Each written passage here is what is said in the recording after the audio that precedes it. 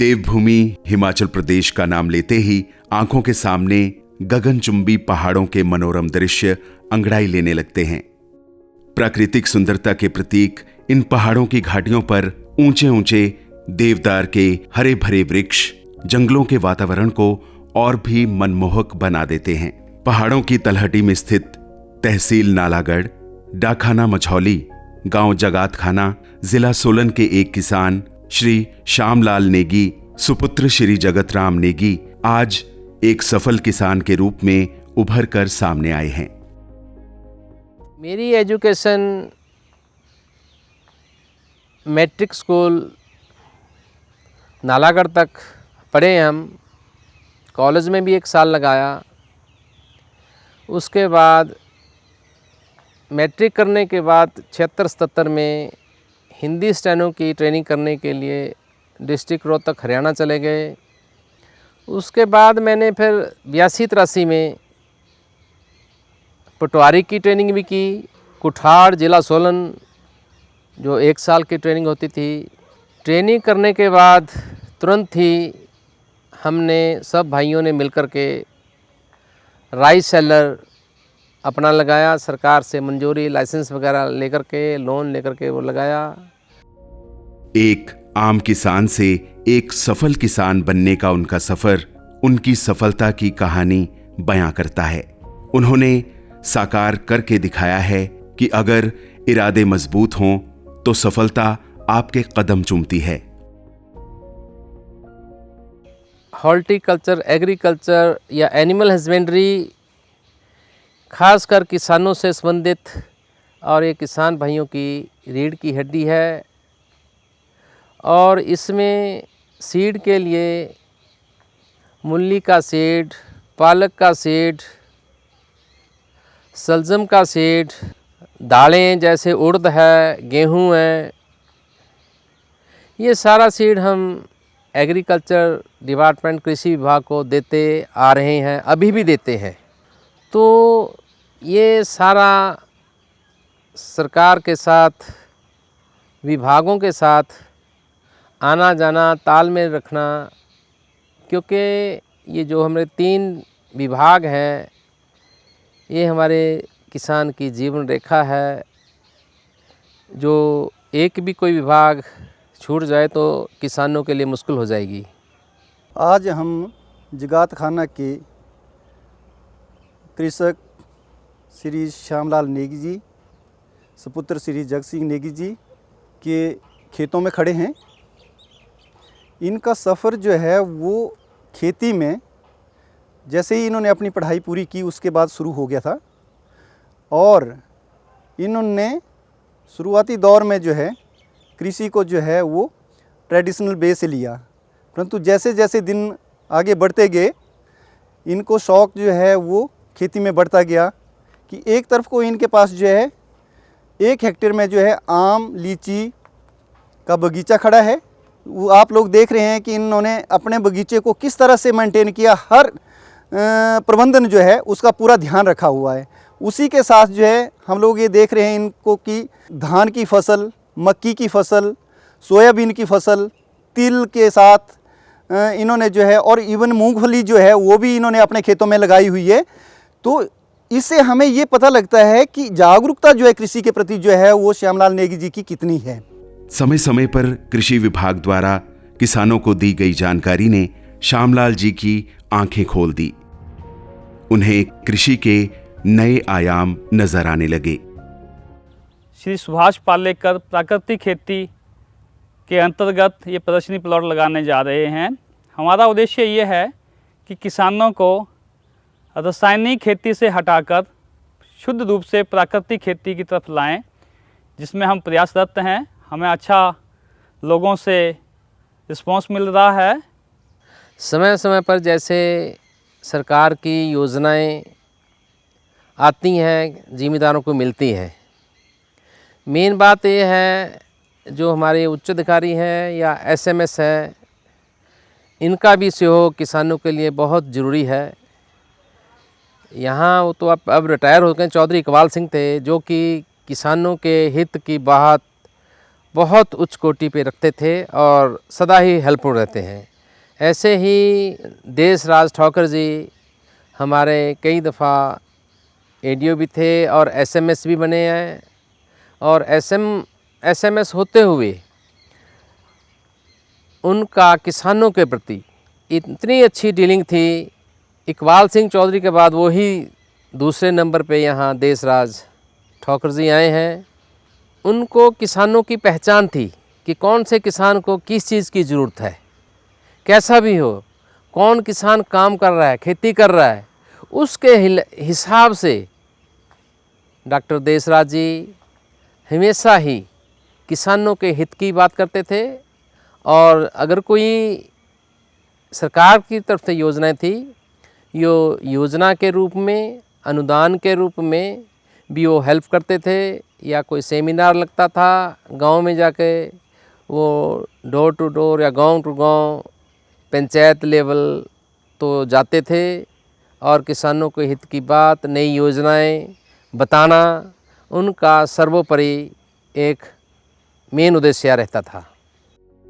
श्यामलाल जी ने 3 एकड़ जमीन में धान की फसल, जो कि परमल चावल है, इसकी खेती की है, जिसमें उन्होंने किसी भी प्रकार की रासायनिक खाद का प्रयोग नहीं किया। केवल 2-3 बार जीव अमृत का छिड़काव ही किया। नतीजे आपके सामने हैं। किसान भाइयों, जो मैंने धान लगा रखा है, ये परमल है, राइस है, ये परमल पैडी है, ये 3 किले के लगभग है। इसमें मैंने कोई भी किसी भी प्रकार की यूरिया वगैरह या 12 बत्ती नहीं डाला हुआ है। इसमें सिर्फ मैंने 2-3 दफ़ा जीवामृत का घोल बना के स्प्रे की हुई है। जब हम जैविक खेती, सुभाष पालेकर जैविक खेती, प्राकृतिक खेती अपनाएंगे तो इसमें गुणवत्ता में और बढ़ोतरी हो जाएगी। श्यामलाल जी ने सुभाष पालेकर प्राकृतिक खेती से प्रेरित होकर अपने खेतों में तिल की फसल की काश्त की, जिसका उनको बहुत अच्छा नतीजा मिला। ये तिलों की खेती है जो हमारे, ये अच्छी प्रकार से हो सकती है और किसान भाइयों की आमदन में इजाफा कर सकती है। तो ये 2 तिल अकेले भी लगाए जा सकते हैं, और तिल ये अपने मूंगफली है, मूंगफली के बीच में, साइडों में, बीच बीच में लाइन से भी लगाए जा सकते हैं, कि उस प्रकार से भी हो सकते हैं। एक तो मूंगफली का उत्पादन भी होगा और तिल का भी हो जाएगा उसमें। तो इसमें लगाने से एक तो हमारे को प्राकृतिक खेती की फसल का खाने का टेस्ट और स्वाद अलग से मिलेगा, और एक हर एक चीज़ से हमारे को किसानों को थोड़ी थोड़ी चीज़, अगर हम प्राकृतिक खेती अपनाएं तो अपने बेचने के लिए नहीं तो अपने लिए खाने के लिए तो ज़रूर पैदा करें।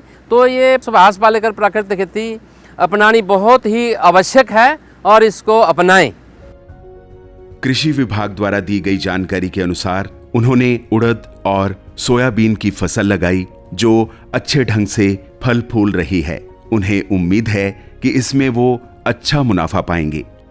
ये इस खेत में हमने 1.5 बीघे के लगभग खेत है, जिसमें हमने सोयाबीन की खेती की है।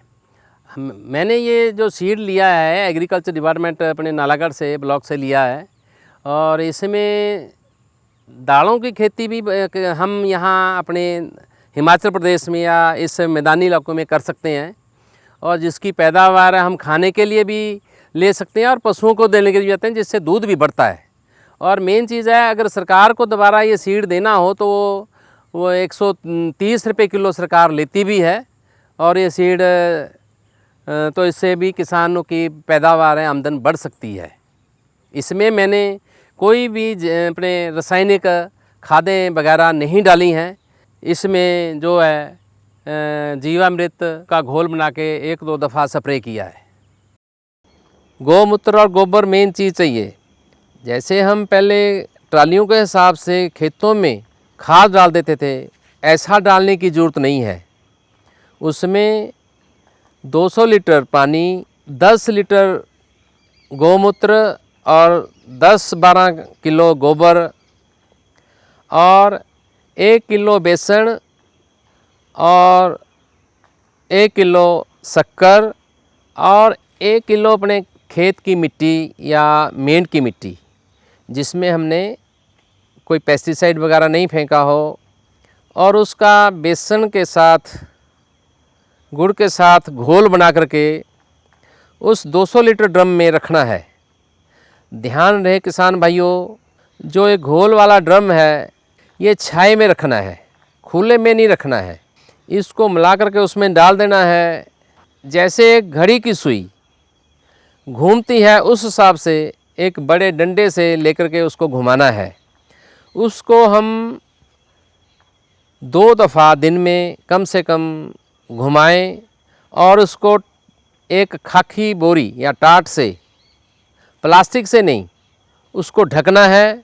क्योंकि जो उसके जीवाणु हैं, जो हमारी एक देसी गौ माता है, इसमें लाखों करोड़ों की मात्रा में जीवाणु मिलते हैं।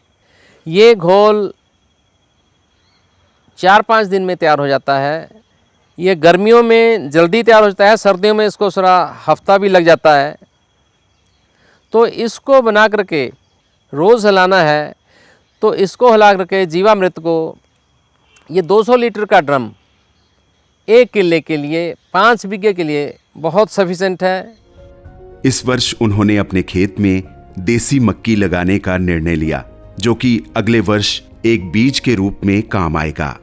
मक्की की ये फसल 100% जैविक खाद से तैयार की गई है। इसमें किसी भी रासायनिक खाद का प्रयोग नहीं किया गया।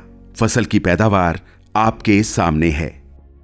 किसान भाइयों, मैंने देसी मक्की का बीज अपने खेत में लगाया है। क्योंकि ये खेत मेरा खाली था, बरसातें हो चुकी थी, काफ़ी लेट सोइंग हुई है, तो मेरे को दिलचस्पी थी कि देसी बीज हमारा आगे पैदावार किसानों को देने के लिए और अपने लिए भी तैयार किया जाए। ये इस बेस पे लगा था किसान भाइयों कि अगर मैं ना लगाता तो ये बीज पुराना हो जाता। इसको मल्टीप्लाई करने के लिए बीज मैंने ये लगाया था। तो मैं आपको बताता हूँ, ये लाल रंग का, ये इस प्रकार से, ये जो ये ऐसे है, ये लाल रंग का है, बिल्कुल लाल रंग का है। इसमें खाने में, इसमें आटा चक्की में, यानी कि जितना इसका बहुत स्वादिष्ट है। जैसे सर्दियाँ आ गई तो इसकी बहुत डिमांड भी है लाल इसके मक्की की, जो इसमें पंजाब के लोग हैं या यहाँ के हमारे लोकल हैं तो इसको काफ़ी पसंद करते हैं। और इसका जो आटा बनेगा वो भी बहुत मीठा बनेगा। साग वगैरह के साथ खाने से, लस्सी से खाने से ये बहुत ही एक मीठा व्यंजन बन जाएगा किसानों के लिए। ये एक प्राकृतिक खेती के समान है ये। इसके पहले मैंने पद्म श्री सुभाष पालेकर जी की, जो नौणी यूनिवर्सिटी में एक पूरे हिमाचल का किसानों का कैंप लगा था, वो 6 दिन की मैंने ट्रेनिंग ली थी। अभी पूरी ज़मीन में तो नहीं मैं प्राकृतिक खेती पा रहा, लेकिन मैंने शुरू कर दिया है पिछले साल गेहूं की फसल के समय। तो इस दफ़ा भी मैंने इस देसी मक्की के बीज पर 2 दफ़ा जीवामृत का घोल बनाकर स्प्रे किया था। और इसको जो कीड़े के लिए है, जिस टाइम मक्की छोटी होती है उसको मारने के लिए नीम आस्त्र का घोल का प्रयोग किया था। और बाकी इसमें मैंने कोई चीज़ नहीं डाली है। और एक किस्म से ये प्योर प्राकृतिक खेती अक्टूबर महीने में तैयार हो गई है।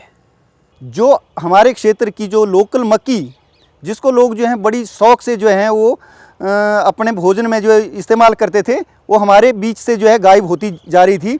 तो इनके प्रयास से इन्होंने जो है उसका जो है बीज जो है अपने खेतों में जो है मल्टीप्लाई किया।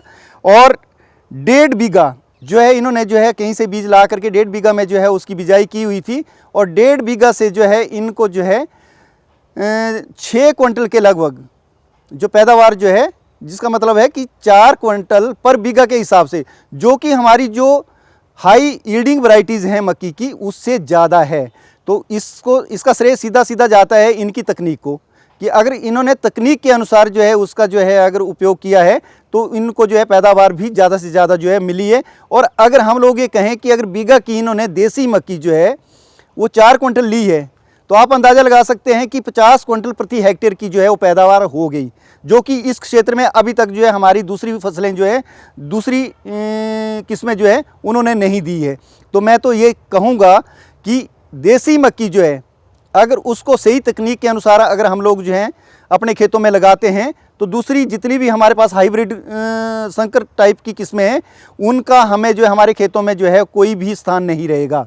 तो मैं आप सभी किसानों से ये अनुरोध करूंगा कि जो भी तकनीक नेगी जी ने अपनी इस सफलता की राह में आप लोगों को दिखाई है, आप उसको जो है अपने बीच में भी लाने का प्रयास करें, ताकि आप भी नेगी जी की तरह जो है एक सफल किसान की ओर जो है अग्रसर होकर के अपने खेतों से से ज़्यादा मुनाफा जो है वो ले लें।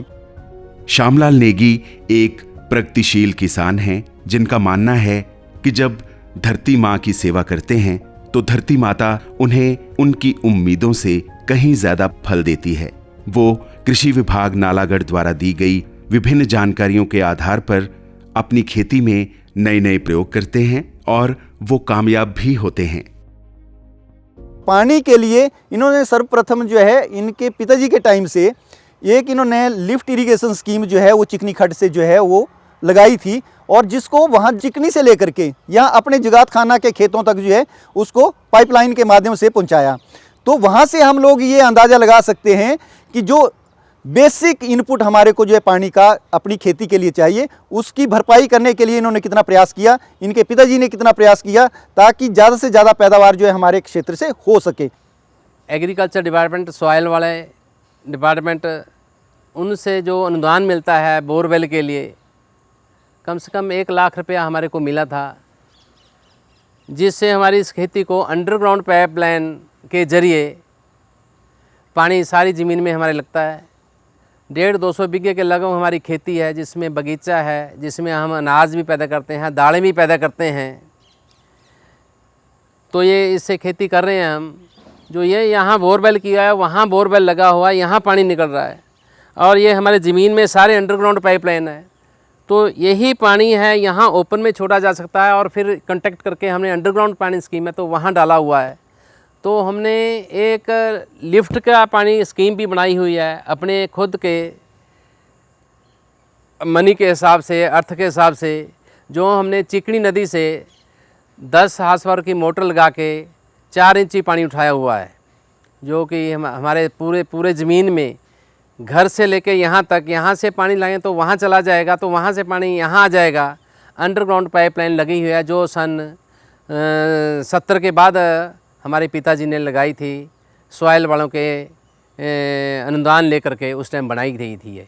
तो इससे हमारे को जो हमारा पानी वेस्ट होता था कूल के ज़रिए, वो बिल्कुल नहीं होता है। जहाँ ज़रूरत होती है वहाँ हम ढक्कन खोल के अपनी पूरी ज़मीन को पानी लगा लेते हैं, जिससे एक जो हमारा पानी धरती में इधर उधर फालतू गिरता है वो नहीं गिरता है, एकदम से हमारे पूरा खेत में चला जाता है।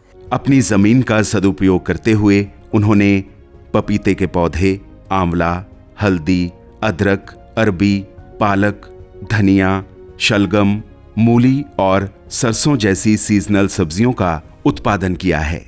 बागवानी विभाग द्वारा दिए गए अनुदान से उन्होंने आम का बगीचा भी लगाया हुआ है। आज हमारा हिमाचल जो है प्राकृतिक खेती की तरफ आगे बढ़ता जा रहा है, तो इन्होंने अपनी रासायनिक खेती से हट करके जो है ज़्यादा से ज़्यादा तरजीह जो है वो प्राकृतिक खेती को दी है। तो उसमें पहल की है नेगी जी ने भी कि इस बार जो है पंजाब से जो है गन्ने का बीज ला करके अपने यहाँ प्राकृतिक खेती के माध्यम से यहाँ सामने वाले खेत में अभी जो है फरवरी के महीने में जो है इन्होंने बिजाई की है। अभी जो है मेरे को लगता है कि मार्च लास्ट और अप्रैल तक जो है गन्ना बाहर निकलेगा, तभी हमारे को पता लगेगा कि हाँ यहाँ इसका जो है आने वाले टाइम में जो है इसकी पैदावार किस तरह की रहेगी। खरीफ फसल के बाद जिसमें मैंने बासमती 11-21 लगाया था, उसके बाद आज श्री सुभाष पालेकर प्राकृतिक खेती को अपनाते हुए बंसी बीज की मैंने बुआई की। 10 किलो बंसी बीज मिला था एग्रीकल्चर डिपार्टमेंट से। उसको पहले जीवामृत के घोल में 1-2 घंटे भिगो कर रखा, उसके बाद थोड़ा उसको सुखाया, भुरभुरा किया, और आज यहाँ उसको बुआई की ड्रिल के साथ, अपने ट्रैक्टर के साथ, जिसमें हमने पहले चने की हाथ से लाइन में लगा करके उसको बीजा है, और साइडों में राय का बॉर्डर लाइन से बोया है राय को, और बीच में जो मेंढ बनाई है उसमें हमने धनिया भी लगाया है। और इसको जो मेन बीज है, यह खेती का देसी बीज है, इसकी गुणवत्ता बहुत अच्छी है, खाने के लिए स्वादिष्ट है। ये मैं पहली दफ़ा लगा रहा हूँ। इससे पहले मैंने 30-86 गेहूँ लगाया था इसी सीज़न में पिछले साल। तो अब मैं ये देसी फसल लगा रहा हूँ और मेरा इंटरेस्ट भी है और खेती की तरफ बहुत प्यार है इस धरती माता से। ये मैं खेती का अपने गांव में जगातखाना में अच्छी प्रकार से कर रहा हूँ, जिसमें लोग आसपास से देख भी रहे हैं और स्कूल फार्म भी चलाया था मैंने। विभाग द्वारा दिए गए अनुदान से उन्होंने एक ट्रैक्टर भी खरीदा जो उन्हें खेती करने में बहुत सहायक हो रहा है। आज श्यामलाल नेगी जी एक सफल किसान के रूप में उभर कर सामने आए हैं। उन्होंने खेती से ही हर वो आधुनिक सुविधा हासिल की है जो आज एक घर में होनी अनिवार्य है। किसान भाइयों, अंत में मैं आप लोगों से ये अनुरोध करूंगा कि जितनी भी विभाग की योजनाएं हैं उनका पूरा फ़ायदा जो है आप अपनी उन्नति के लिए करें। धन्यवाद। जय हिंद, जय हिमाचल, जय किसान।